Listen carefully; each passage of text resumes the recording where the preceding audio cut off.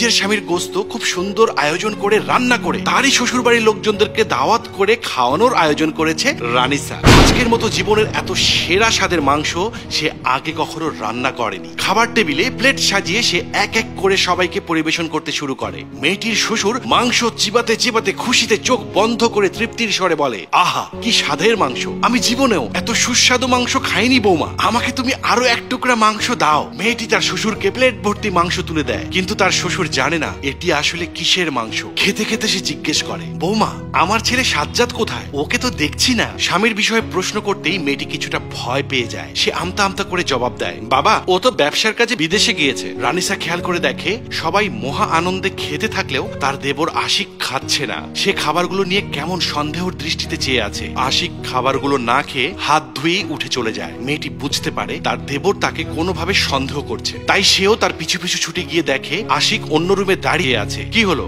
সবাই কত মজা করে মাংস খাচ্ছে আর তুমি এভাবে না খেয়ে চলে এলে কেন? এই খাবার আমি খেতে পারছি না, মাংসের অন্যরকম একটা স্বাদ। সত্যি করে বলো তো এটা কিসের মাংস? কিসের মাংস আবার? গরুর মাংস?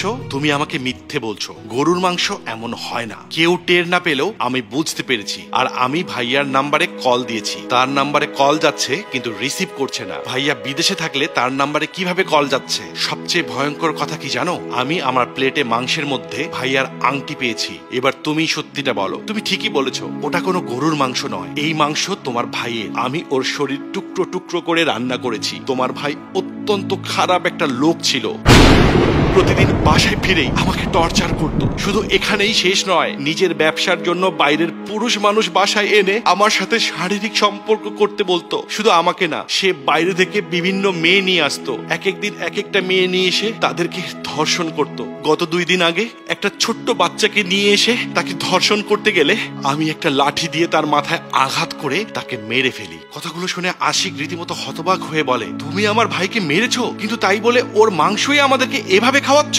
ভাইয়া তোমাকে এত অত্যাচার করতো, তুমি আমাদের বলতে পারতে। তুমি যা করেছো অত্যন্ত ভয়ঙ্কর এবং জঘন্য একটা কাজ। তুমি তো আইনের আশ্রয় নিতে পারতে। তুমি আইন কেন নিজের হাতে তুলে নিলে? আমি তো নিজের হাতে আইন তুলে নিতে চাইনি, কিন্তু পরিস্থিতি আমাকে বাধ্য করেছে। আচ্ছা ঠিক আছে, সবই বুঝলাম, কিন্তু আমরা কি দোষ করেছি? তুমি আমার ভাইয়ের মাংস কেন আমাদের পরিবারের সবাইকে খাওয়ালে? তোমাদের অপরাধ হলো তোমরা বিয়ের আগেই জানতে তোমার ভাই একজন খারাপ চরিত্রের মানুষ। তারপরেও কেন তোমার ভাইকে তোমরা আমার সাথে বিয়ে দিলে? কেন আমার জীবনটা নষ্ট করলে? এটাই তোমাদের অপরাধ।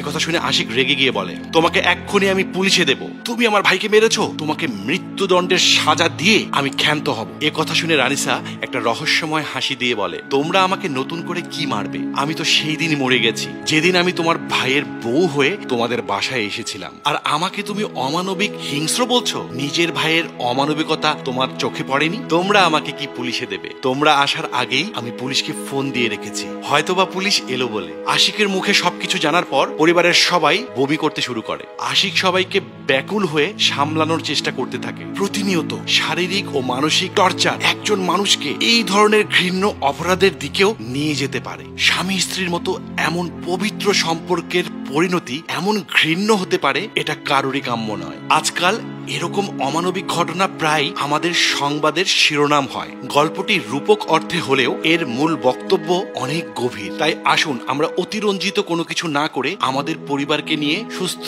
সুন্দর জীবনযাপন করি। প্রিয় দর্শক, স্ত্রী তার নিষ্ঠুর স্বামীর গোস্ত শ্বশুরবাড়ির লোকজনদেরকে খাইয়ে কাজটা কি ভালো করেছে? মেহেরবানি করে আপনাদের মূল্যবান মতামত জানাবেন। ধন্যবাদ।